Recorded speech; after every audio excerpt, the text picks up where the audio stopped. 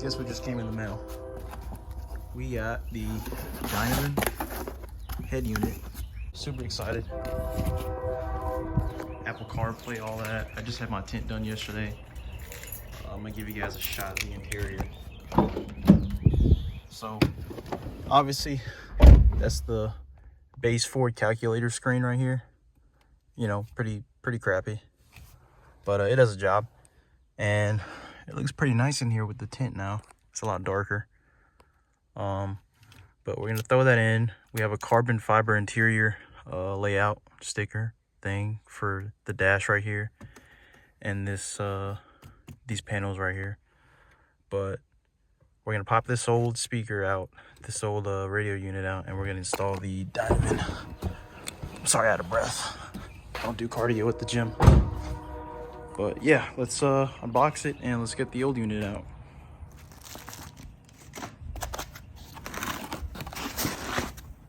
So for the money, I'm hoping this is worth it. There it is. It's a pretty big screen, actually. Well, it's a pretty decent sized screen. So it does have the AC buttons and the heater buttons down here. Knobs feel pretty nice, and this should be plug and play as well. Okay, put that to the side. This should be all the buttons. I mean, not the buttons, but the plugins and everything. I'm doing this one-handed, by the way, so it's pretty hard. All these other connections in case you have antenna and a sub. You want to put up heated seats. The buttons for the heated seats there. And I guess these are just dummies. So should be plug and play. Should be a straightforward install. That's all I got from this thing. Packaged up pretty nice, you know, Dynavin. Can't even see my reflection in there. It's nice. Okay, so we're gonna move on to taking out the old stereo. I'm gonna do this step by step. It's not well lit in here because I just disconnected the negative battery terminal. First you want to get, I have an automatic, by the way. First you want to get the silver trim panel on the shift knob up. So you take it off, just easy, it pops out. Pretty simple. Pops out of there. Then you want to open up this storage compartment here. You want to get in it and just pop it up like that. Actually, I didn't even do that. It was actually a lot more difficult to do that. I got a trim tool, removal tool. Got it underneath here and just popped up this side. Got my fingers in there and just kept popping it up. With the automatic, it is kind of in the way, and you just got to kind of finagle it. Once it gets up, you want to pull it from the back up like that, and then just like get behind the radio and the shift knob like that. That's kind of a stupid engineering design, but oh well. So now we got to take out these bolts right here holding the radio in. I think they said it was a 10 millimeter.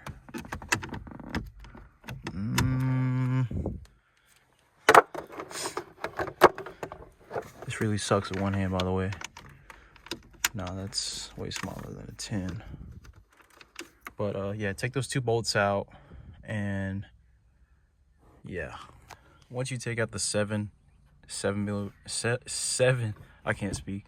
Once you take out the 7 millimeter bolts that holds the where is it at? Holds the actual radio portion in here. There's one connection back here. You have to unplug it, and then this thing pops right out.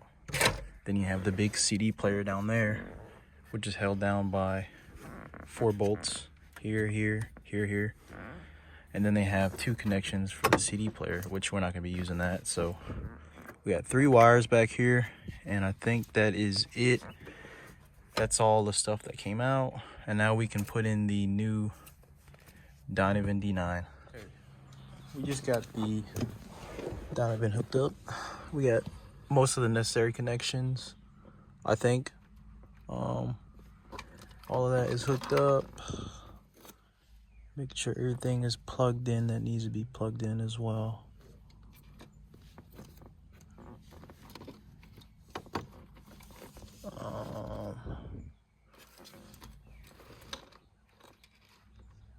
think we're good. So we're gonna hook the battery up, and what is this here? Oh, there's a bunch of wires, so it's pretty confusing what goes to what. But I think we are gonna hook up a backup camera to it, so this is out the way. But I think these are the most of the necessary connections are out the way. And a good thing about these, the Dynavin, is they have these clamped off, I guess, so it won't cause a short in the system.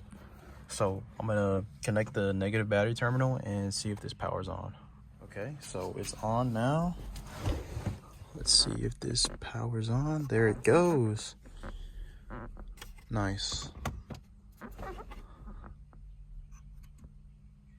Loading screen.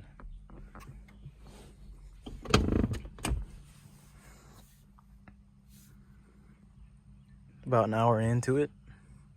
Not bad.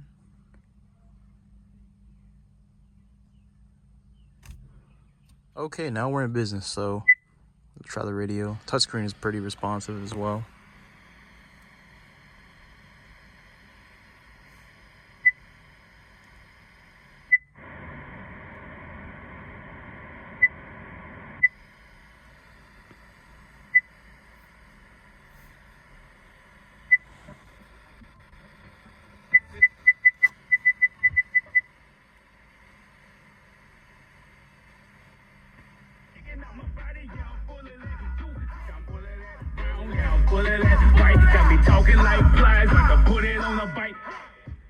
Okay, so we look to be in pretty good shape.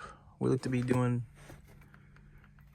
looks like everything works. Let's try Apple CarPlay.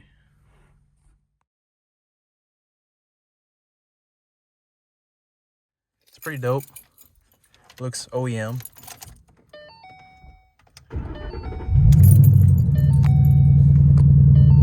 AC blows, pretty cold.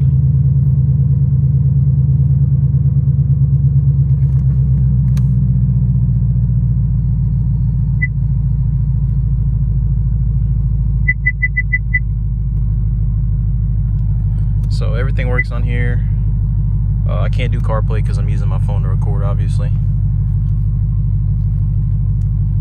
Volume control works on the steering. Yeah, and this is the new setup.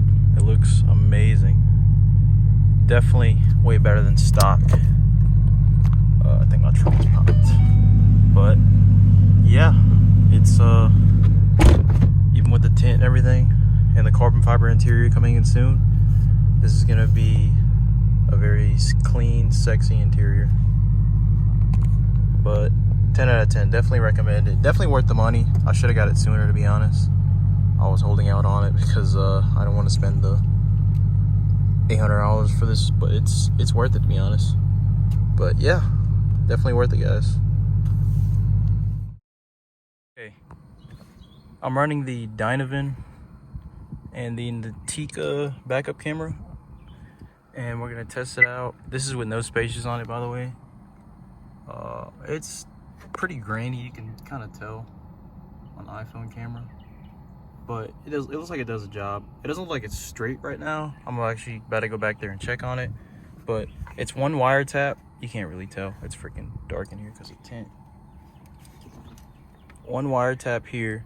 Also, if you want to get these quick splices, do not go to O'Reilly's and get this, because it says it's 18 to 14 gauge, and this is an 18 gauge wire from the Natika backup camera. This red wire you got to tap into for camera power into the Dynavin, and it did not it didn't actually splice the wire. It got past the coating, but it didn't get past the coating enough to actually like connect the wires together, if you know what I mean. But I had to do some modification. I had to strip it with the wire stripper, 18 gauge, and then like get some of the actual wire itself and like put it on the metal contact for the splice so it could connect to the camera power, because the camera power wire from the Dynavin is a lot thicker than the thinner natika. Anyways, so you do that, and then you connect the brown to the yellow, and the wire is actually pretty long. There you goes right there, you know that. And I'm running it, I'm probably gonna run it, I might run it through the center console, but I don't think there's any, I could get the carpet up. I'm probably just gonna run it from here, the door sill, whatever, maybe up the dash, behind the dash, and there. But if there's a way to get it under the carpet, I'll do that. So I gotta run to the back right now. This is the, well, it is kind of crooked actually. So we're gonna center it just about where it looks center. Pull up on the wires some, take some slack out of it so it'll sit there tight, like so. And let's check on it and position it the way we like it. That looks pretty good. Just like Jacob R. Doty's video on it, I'm probably gonna put a spacer on it so I can run it to where I could see my rear diffuser. So, and let me shut off the car so I don't drain my battery. But yeah, that's pretty straightforward. It's not too hard. You just gotta, honestly, the hardest thing for me is probably gonna be hiding the wire setup and taking this thing off. I think I may have broke this clip here. And yeah, this is pretty hard to take off actually. This is probably the hardest thing to take off. Routing the wire would probably be easier. But Natika does send you guys some spacers for it. I'm just gonna angle it down just a hair to where I can probably see like this more. Maybe not too aggressive because they have a really aggressive spacer. This one's pretty minimal. And I think this is the middle one right here. It's just some 3M tape you slap on the back of it. Yeah, we'll go with the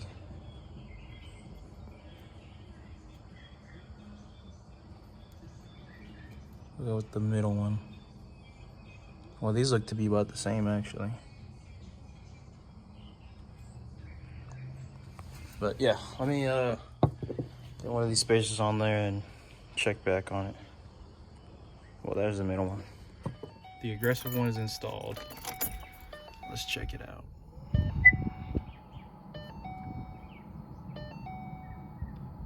It doesn't look like it changed at all. You can kind of see the rear diffuser. I think that's close enough, to be honest.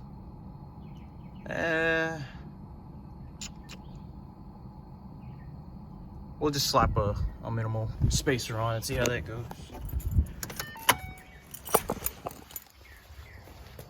And I think when I tighten down with the nut that came with it, it should, I got another one here actually.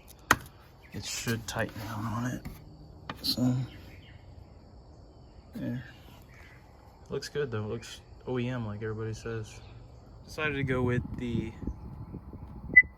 aggressive one and the minimal one. So I mean, I can't exactly see the bottom of it here, but I mean, I think it's good enough. I'm not gonna be inching into a parking spot like that close, so that's good enough for me. Now we just gotta reassemble everything and tuck in the wire, and that should be it.